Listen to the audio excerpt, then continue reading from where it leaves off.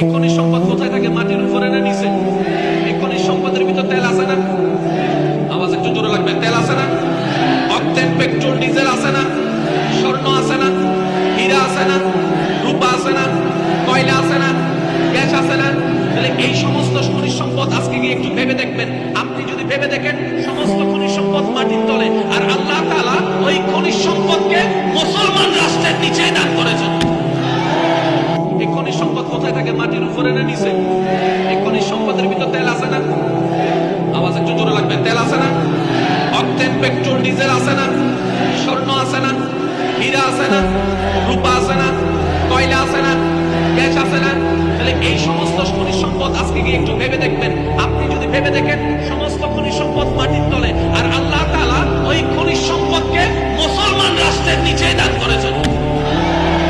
এই খনিজ সম্পদ কোথায় থাকে? মাটির উপরে না নিচে? এই খনিজ সম্পদের ভিতর তেল আছে না? আওয়াজ একটু জোরে লাগবে। তেল আছে না?